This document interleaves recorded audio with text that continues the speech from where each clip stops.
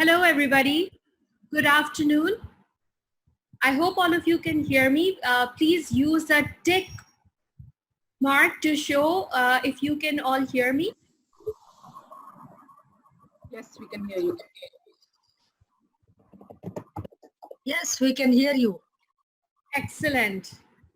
Okay, so welcome everybody to our session, the EdTech Lounge. This is our first EdTech Lounge session, and I welcome all of you on behalf of the Network of Quality Teaching and Learning. As you know that the current situation has disrupted our on-campus teaching and learning activities, and several faculty members are exploring ways to teach online. So while the Blended and Digital Learning team, which is part of the Quality Teaching Learning Network, is offering workshops and offering small one-to-one and small group consultations to help faculty members move to online teaching, we also know that amongst us, we have faculty members who have a lot of experience to share about teaching and learning online from different contexts. And therefore, we've created this EdTech Lounge as a virtual space for AKU faculty members to discuss experiences of teaching and learning, particularly in online settings. And for the next few months, the online virtual EdTech Lounge sessions will be held every Wednesday at the same time. And every week, we will have one faculty member who will present their experience, and there will be an opportunity for all of us to engage with the faculty member and talk about our ideas. The format is very simple. After an initial introduction, our expert faculty member will speak for 15 minutes. They'll share their experience. And after their presentation, there will be time for question and answer for 15 minutes. And we will conclude the session with a summary of the key ideas. Just a couple of ground rules. First of all, if you have any questions or comments during the presentation by our faculty member, please write them in the chat window, because all the questions and answers will be addressed at the end of the presenter's talk. Also, during the presentation, please keep your video and microphones turned off. Only the presenter will be speaking and their microphone and webcam will be switched on. All the question and answers will be after the presenter's talk. If you're facing any technical issues, please send a private message to Abir Hamadi so that we can address any technical issues. Our today's presenter, a faculty member who is sharing the experiences, is Dr. Anil Thomas. Dr. Anil Thomas is a faculty member at the Institute for Educational Development, East Africa, and University College London, UK. Originally from Uganda, Dr. Khamis has studied in Canada and UK and has worked in India, Pakistan, and Tanzania for several years. Dr. Anil has published on teacher education, school improvement, and educational development. For those of us who are from IED in Karachi and in East Africa, Dr. Anil Khamis is a friend. And so we welcome Dr. Anil Thomas to share his experiences of teaching from face-to-face to online teaching and learning, and experiences from IED East Africa. So I hand over the microphone now to Dr. Anil. Thank you, Azra, and thank you to the BBL team for allowing this wonderful exchange. I'm happy to share my slides now, Azra. Colleagues, first and foremost, thank you for that generous introduction. I look forward to engaging with all of you, not as an expert, but as somebody who is also learning. I've got about 4 or 5 slides to share with you. The first thing I'd like to say is that I'd like to thank all my IED colleagues in Tanzania. What I'm going to share with you today is actually the experience that we have through 2 or 3 weeks of the COVID. Just a little bit about me. I'm based and sit in Nairobi, Kenya. The Institute for Educational Development and the Teaching is based in Dar es Salaam, Tanzania. I'm also a member of the Institute for Human Development, which is a virtual institute, AKU-wide, that is also based in Nairobi. So let us begin. If there are any issues, then please let me know through Edward, who is monitoring the session today. So these are 3 pictures that I have taken in the work that I do. The top are students who are learning the Quran in a very traditional setting in Africa using what is called a loha, which is basically a board where they use ink to learn the Quran. The picture on your bottom left is a picture of a baby, we would say between 6 months and a year old. We can say it's between 6 months and a year old because the child is sitting. And there is clear eye-hand coordination working on an iPad or tablet sort of thing. The picture on your right, bottom, is a picture here in Nairobi where the person on the bicycle is visiting the school, the Aga Khan school in Nairobi. So what this really tells me is that students always want to learn, and they will do whatever they can or whatever their context allows in order to pursue whatever is possible. So as we go through this very interesting, accelerated, fast-paced, uncertain, and open-ended process right now, precipitated by COVID, the first and foremost lesson is let us keep in mind the situation of our students. Who are they? Where are they? What are they involved in? One thing that I have seen repeatedly, these are students on the coast of East Africa in Mombasa. The picture on the right shows children who come early in the morning and start to clean the school. The picture on the left is an older child teaching a younger child. So I think students always develop what I would call communities of practice or collaborative learning. And this is a natural way for us to learn, and it is something that we need to keep in mind. This is key lesson 2.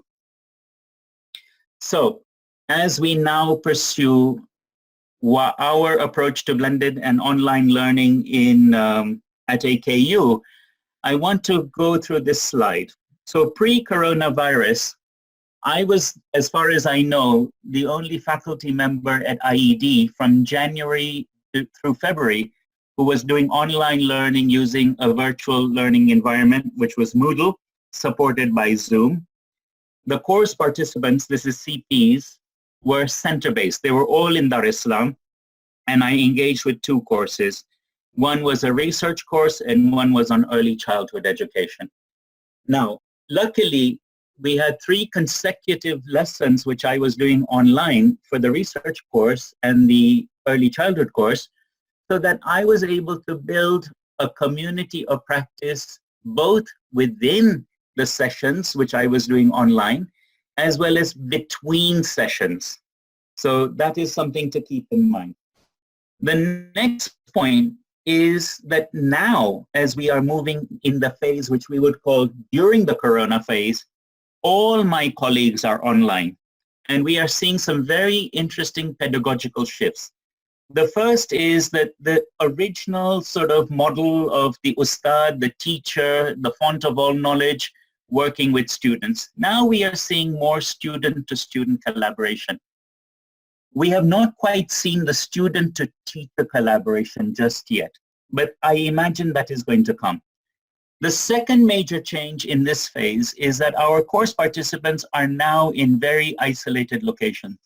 The picture at the top is of northern Kenya, which is something that I took a few years ago. But some of our students are actually based in these areas in what are called ASL areas, arid and semi-arid zones, or in the West Nile, where there is really no infrastructure at all.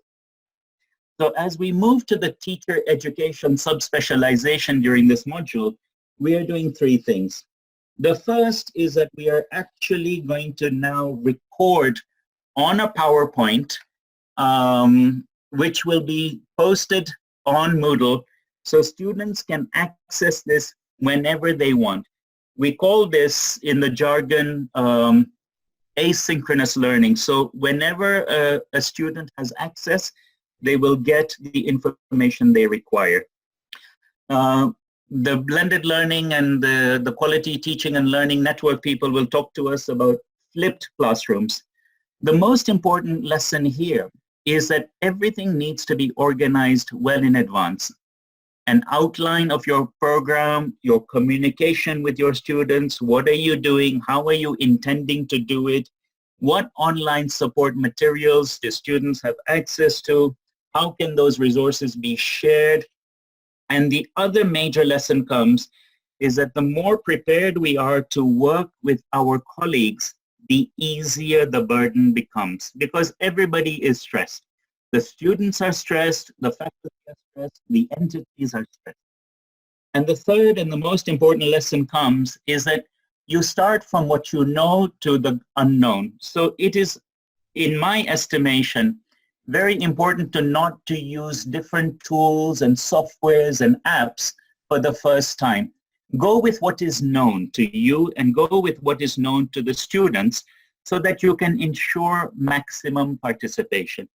And the final point I would make here in the during phase is that it is extremely important to gauge our students' engagement and participation. Tools that are there on Moodle that will tell us how many are participating. So if I look at the bar here, it tells me that there are 64 participants.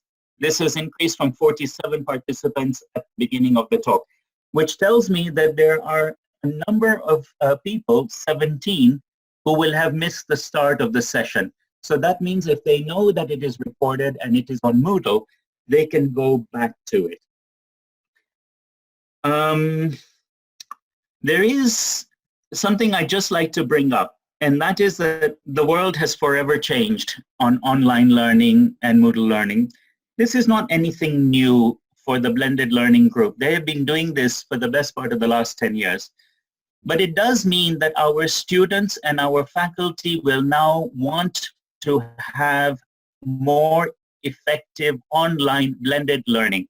And this also means that as we do curriculum review and we look at pedagogy online, we're going to really need to think how we do effective teaching, effective learning, and effective assessment. And I think that if you look at the experience of other countries such as China, they're increasingly using more artificial intelligence. And so maybe we are now seeing the Uberization of the education system, which has not really changed from its traditional approach for the best part of the last 5,000 years. And the final point I would make on this slide is that while we are interested in not losing our teaching and learning opportunities, not falling behind on our curriculum, making sure our students are ready for their examinations, whether those are professional examinations or any other examinations, I think the most important point here is compassion. This coronavirus pandemic is really quite worrying to people. I've just been reading some reports that say that the world economy is going to take a hit. In Kenya, where I am, they're saying that 37% of people will lose their jobs and therefore their livelihoods.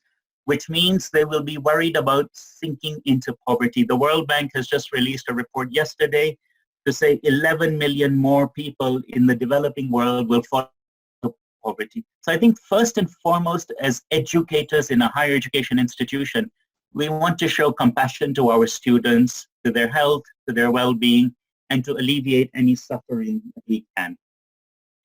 And so, as we move forward, let's remember that the AKU mandate and graduate attributes are really, really there. And I think the quality teaching learning group and the blended learning have been trying to push us in this area for quite some time. I think online learning gives us a great opportunity to innovate, to be inclusive of those people that cannot come to Karachi or Nairobi or Dar es Salaam. It allows us to actually have more equity of provision. So from all of us, I'd like to say a big thank you to the BLE and to tell all of you that just like we might have Batman, that is the entity head, I think we can call on. It's really the Alfred. It's really the people that are behind the scenes that are doing a lot of hard work. Call on them. They are our ustads in this area. They can help us in our training, in our course design, in using appropriate tools for our context, and also understanding the pedagogy. So with that, I thank you.